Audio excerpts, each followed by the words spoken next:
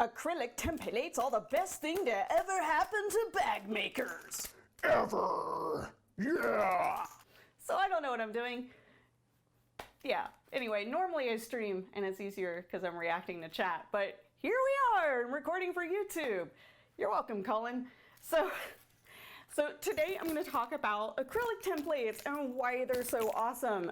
Now, quilters have been using these for a number of years in a variety of different ways, you know, for cutting out beautiful squares and rectangles and triangles and very precise shapes. Now, for bag making, bags don't tend to be so large that you can't keep a pattern around about, yay size. And so a lot of people like to buy acrylic templates because it makes it a lot easier and faster to get your stuff cut out and prepped.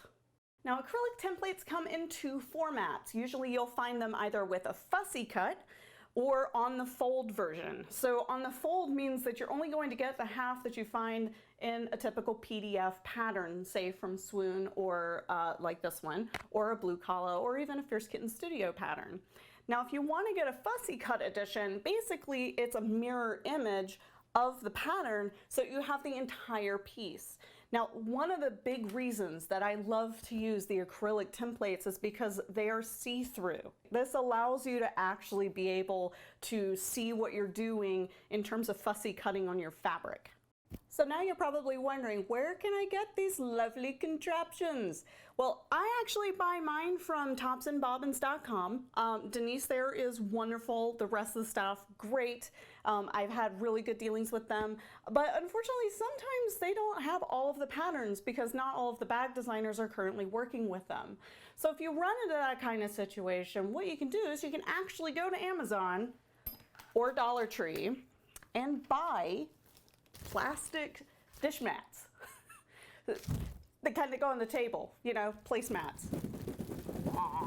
Anyway, so you can buy these plastic things and trace your favorite bag pattern, like the Mighty Messenger by Fierce Kitten Studio. That's not an ad. It's not meant to be an ad. Anyway. And then you just trace them with a Sharpie marker, cut them out, and Bob's your uncle. They will be a little more pliable. They will slip around a bit, so I strongly advise you to get glue dots or this special quilters tape that you can put on the bottom to keep them from slipping around, like silicone strips.